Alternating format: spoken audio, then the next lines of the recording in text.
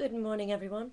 Hope you're still having a good one. I'm sat here not knowing what to do with myself, so I thought, because I'm on my own at the moment in the house, I thought I'll share my story with you. I've been writing or trying to write a book for about a year now, so here's a bit of what I've been writing so far.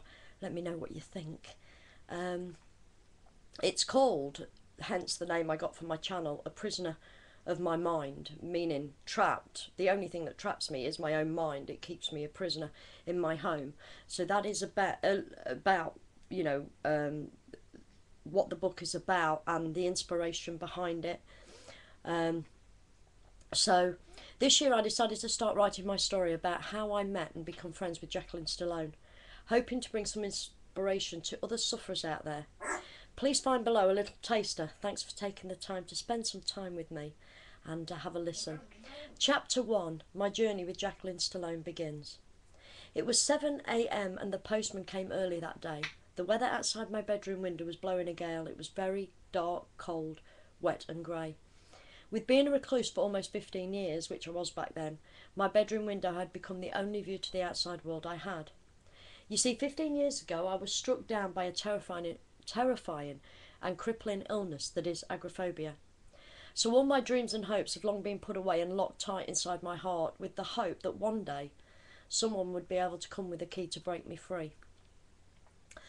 I was not only a prisoner in my home at this point, but also rooms in my home. For the past 2 years I'd become a prisoner of my bedroom, fearing even the short trip to the bathroom that was only a few short steps across the hall from my bedroom. And back then, guys, it was that bad that if I left my bed at any time, it would trigger an attack.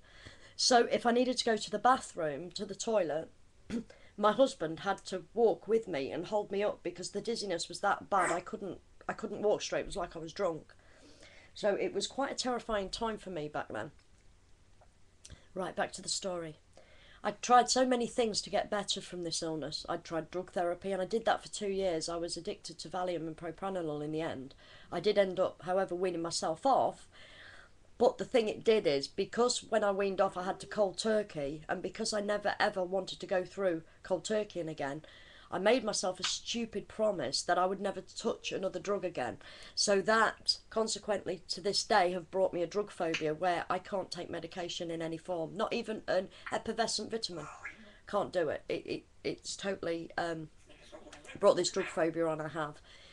I tried group therapy for 2 years, and I went to the day hospital every day, 5 days a week, from 8 in the morning till 4 in the afternoon, and that must have gone on for about 3 years. But all of it was to no avail. I had decided to start looking outside the box, so to speak, and see what help I could get that way.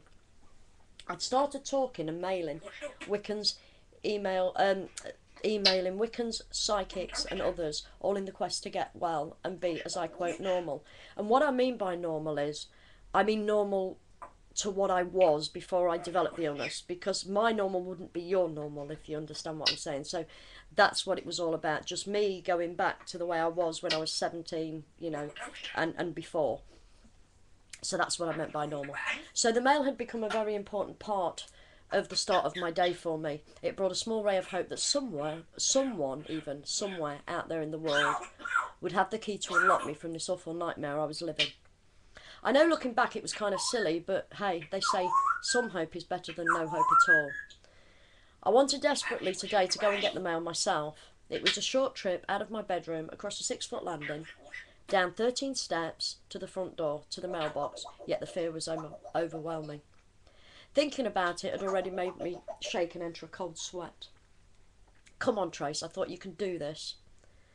I got off my bed and the room started to spin, slowly at first, but began to get faster and faster until I finally had to sit down again on my bed. I was shaking that much that my insides were really, really hurting and aching. I got my paper bag out that I'd been taught to use when I hyperventilated, and I placed it on my bedside table. Along with, back then, I used to take extra strong mints because I had this awful sensation in these panic attacks that my throat would close. It was like I had this huge lump in my throat that was closing my throat, so I couldn't get air and couldn't breathe. So what I used to do was pop an extra strong mint in my mouth, and because you're sucking it, and you're sucking and swallowing it, used to take that sensation off for me. So So I used to put them on my bedside table with a glass of water, so that I knew they'd be there by the time I got back, because doing this was going to take everything I'd got to get down them stairs. Again, I tried and got as far as the bedroom door before the fear home overwhelmed me and drove me back to my bed with shaking, wobbling legs. Heart pounding in my chest, tight feeling in my throat like I couldn't swallow, and fresh beads of cold sweat on my forehead. But on the third attempt, I did make it downstairs to the front door, even though I run and I didn't stop, until I was once again safely back in my bedroom on my bed with the day's mail. Placing the mail down at the side of me, I now reached for my paper bag. My panic attack had really got hold of me by now, and I'd had to use the paper bag, because if I hadn't, I would have definitely passed out from hyperventilating.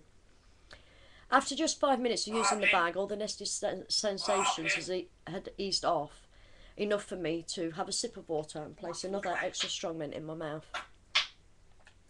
2 hours had passed since I'd heard the mail arrive through my mailbox, and I finally had it in my hand to read. And I know it sounds really stupid, but I was so proud of myself that I didn't give up. I know for you guys it would be such an easy thing to do, going to get the mail, but you don't know how hard it is for a recluse to just do them normal things every day. So I was really, really proud of myself that I'd persevered. Even though I'd been quite poorly, I still made myself do it.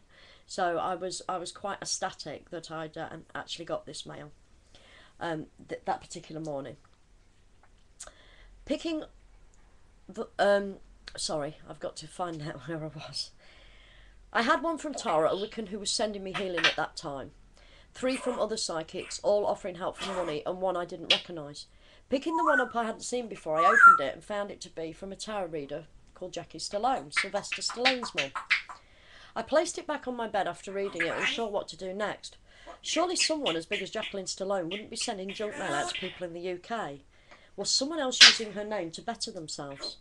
I spent the afternoon with this going over and over in my mind, and I couldn't settle. And so finally I decided to get myself up, and at that time my bedroom, my husband had made into like my living room, bedroom and everything, because I couldn't leave that. We used to have teas in my bedroom. My children would sit on the bed with me with the tray, and we'd eat together, and so I could catch up on what they were doing, and I'd help them with homework if they had any, but it was all done in my bedroom. So I had a sofa there, I had my bed, I had a PC in the corner that I could still keep in touch with, and because at this time I was new to spiritualism as well. I was learning my spiritualism back then, so I was doing my classes at the computer. So I decided to go over to my computer and try and find Jackie, do some research and see if I could find an email, because all this worrying about was it her, wasn't it her, was somebody trying to use her name, I thought, well, at least if I warn her, I'd feel settled. So that's what I did. I got on the internet. It took me about three hours of searching, and I found her, and I sent her an email, just making her aware that I'd had this letter that day, and it was from somebody claiming to be her. Was it her? If so, then fair enough, but I just felt like I had to do that. So I sent the email off, and that was that done. I could at least relax now. I never ever dreamed I would be getting an email back. So I'll come back to you shortly, and we'll do chapter 2, which is Jackie's reply back. I'll see you soon.